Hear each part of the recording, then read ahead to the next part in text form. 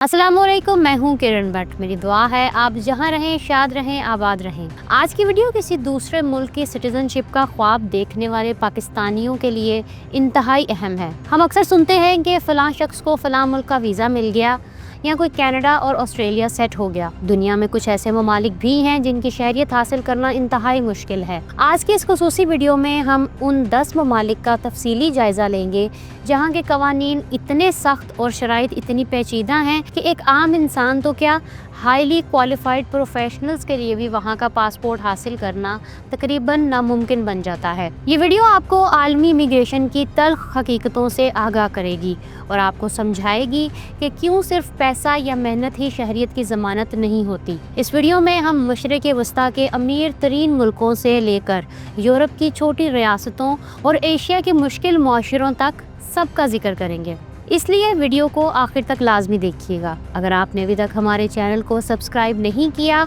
तो अभी करें ताकि ऐसी अहम मालूमाती वीडियोस आप तक बर वक्त पहुँचती रहें।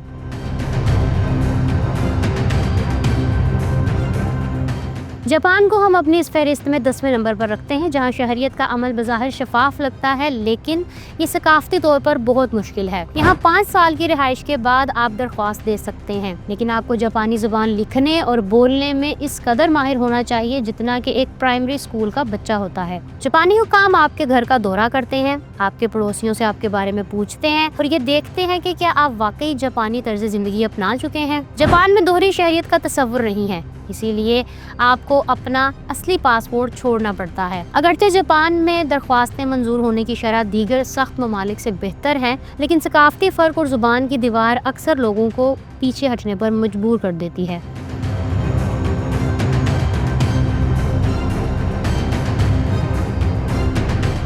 स्विट्ज़रलैंड में शहरियत का निज़ाम दुनिया के पेचीदा तरीन निज़ामों में से एक है। स्विस सिटीजनशिप के लिए आपको एक नहीं 3 जगहों से मंजूरी लेनी होती है, वफाकी हुकूमत, सूबे और म्यूनसिपैलिटी से। वफाकी सतह पर 10 साल की रिहाइश ज़रूरी है, लेकिन हर शहर के अपने अपने कवानीन हैं। कुछ स्विस शहरों में तो आज भी मुकामी लोग वोट डालकर फैसला करते हैं कि आपको शहरियत मिलनी चाहिए या नहीं। ऐसे वाक़यात भी सामने आए हैं जहां खातून को सिर्फ इसलिए शहरियत नहीं दी गई क्योंकि वो गाय के गले में बंधी घंटियों के शोर की मुखालफत करती थी। यहाँ ज़ुबान की महारत के लिए फाइड नामी सख्त इम्तिहान पास करना होता है और आपको साबित करना होता है कि आप स्विस माशरे में मुकम्मल तौर पर रच बस गए हैं।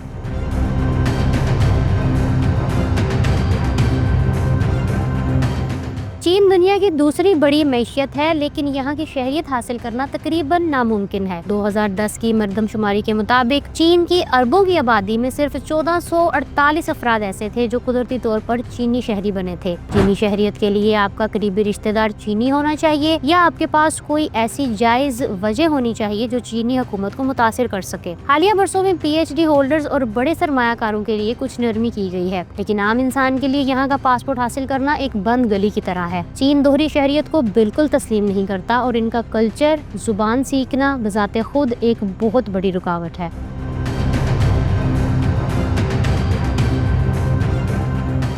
शुमाली कोरिया को एक पुरसरार और नाकाबिले रसाई मुल्क समझा जाता है, जिसके बारे में दुनिया बहुत कम जानती है। यहाँ की शहरियत का इल्म भी इसी पुरसरारियत का शिकार है। आमतौर पर यहाँ सिर्फ उन लोगों को शहरियत दी जाती है जिनका नस्ली ताल्लुक कोरिया से हो या वो लोग जिन्होंने रियासत के लिए कोई बहुत बड़ी खिदमात अंजाम दी हो। शुमाली कोरिया की शहरियत का मतलब है कि आप बाकी दुनिया से कट जाएंगे, क्योंकि यहाँ से बाहर जाने की इजाज़त नहीं है और इंटरनेट या दीगर आलमी सहूलियात तक रसाई ना होने के बराबर है। इसका मतलब है कि शुमाली कोरिया की शहरियत खुद को पिंजरे में कैद करने जैसा है।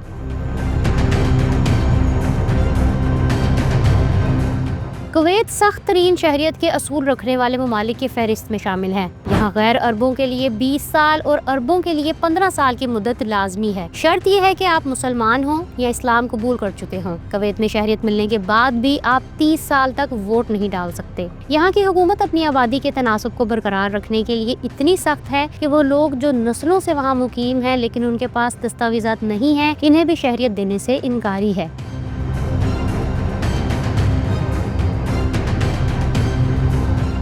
قطر اپنی بے پناہ دولت کے باوجود غیر ملکیوں کو شہریت دینے میں انتہائی کنجوس واقع ہوا ہے۔ یہاں کی تقریباً 88% آبادی غیر ملکیوں پر مشتمل ہے، لیکن شہریت کا حصول ایک خواب ہی رہتا ہے۔ قطر کا قانون کہتا ہے کہ اگر آپ ایک غیر عرب ہیں تو آپ کو شہریت کی درخواست دینے کے لیے کم از کم 25 سال تک مسلسل قطر میں رہنا ہوگا۔ اس دوران آپ سال میں 2 ماہ سے زیادہ ملک سے باہر نہیں جا سکتے۔ اس کے علاوہ آپ کا کردار بے داغ ہونا چاہیے اور عربی زبان پر مہارت لازمی ہے۔ ایک اور رکاوٹ یہ ہے کہ قطر سالانہ صرف 50 کے قریب افراد کو شہریت دیتا ہے۔ اگر آپ کو شہریت مل بھی جائے تب بھی آپ کو وہ حقوق حاصل نہیں ہوتے جو پیدائشی قطریوں کو ملتے ہیں۔ شہریت ملنے پر بھی نہ آپ ووٹ ڈال سکتے ہیں اور نہ ہی کوئی عوامی عہدہ لے سکتے ہیں۔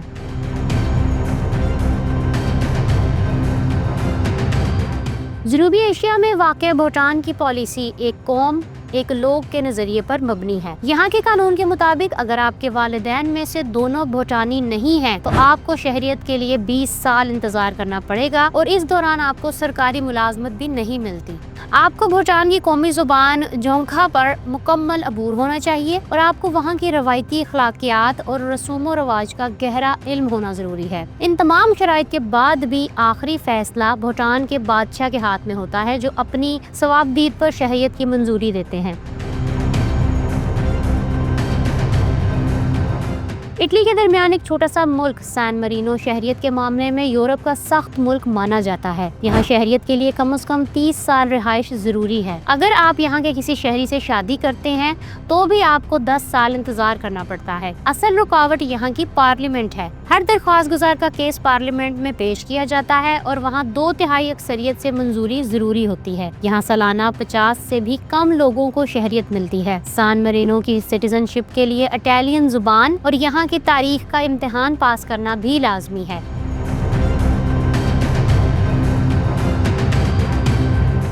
یورپ کے پہاڑوں میں گھرا ہوا چھوٹا سا ملک لنتنسٹائن اس فہرست میں دوسرے نمبر پر ہے۔ اگر آپ یہاں کی شہریت حاصل کرنا چاہتے ہیں تو آپ کو کم از کم 30 سال تک یہاں رہنا ہوگا۔ اگرچہ شادی کی صورت میں یہ مدت کم ہو کر 5 سال ہو سکتی ہے، لیکن اصل مشکل یہاں کی براہ راست جمہوریت ہے۔ یہاں صرف قانون پر پورا اترنا کافی نہیں، بلکہ جس میونسپلٹی یا علاقے میں آپ رہ رہے ہیں وہاں کے مقامی شہری آپ کی شہریت کی درخواست پر ووٹ ڈالتے ہیں۔ اگر آپ کے پڑوسیوں کو آپ کا رہن سہن یا کردار پسند نہ آئے تو وہ آپ کی درخواست مسترد کر سکتے ہیں۔ یہاں دوہری شہریت کی اجازت نہیں ہے، یعنی اس کے لیے آپ کو اپنا پاکستانی پاسپورٹ لازمی چھوڑنا پڑے گا۔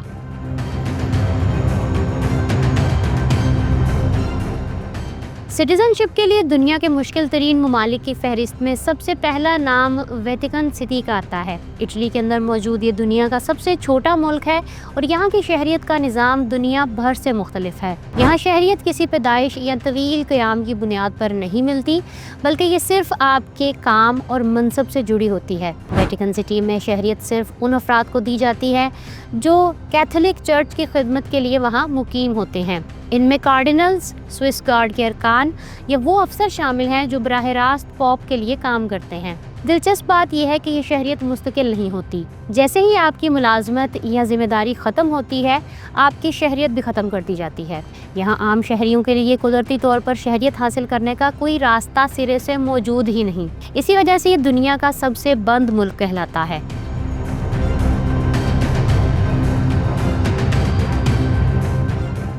میرے پاکستانیوں، ان تمام ممالک کی تفصیلات جاننے کے بعد سوال یہ پیدا ہوتا ہے کہ پاکستانیوں کو کیا کرنا چاہیے۔ میرا مشورہ یہ ہے کہ اگر آپ بیرون ملک آباد ہونا چاہتے ہیں تو ان ممالک کا انتخاب کریں جن کے قوانین واضح اور امیگریشن فرینڈلی ہیں، جیسا کہ کینیڈا، آسٹریلیا، جرمنی، اسپین یا پرتگال۔ مڈل ایسٹ کے ممالک سے شہریت کی امید لگانا اکثر اوقات وقت کا ضیاع ثابت ہوتا ہے۔ اپنی مہارت پر توجہ دیں، کیونکہ آج کی دنیا میں آپ کا ہنر ہی آپ کا سب سے بڑا پاسپورٹ ہے۔ کسی بھی ملک جانے سے پہلے وہاں کے مستقل قیام کی قوانین کا مطالعہ ضرور کریں تاکہ آپ کا مستقبل محفوظ رہ سکے۔ ویڈیو پسند آئی ہو تو لائک کریں اور اپنے ان دوستوں کے ساتھ ضرور شیئر کریں جو باہر جانے کا ارادہ رکھتے ہیں۔ کمنٹ سیکشن میں ہمیں بتائیں کہ آپ کس ملک کی شہریت حاصل کرنا چاہتے ہیں۔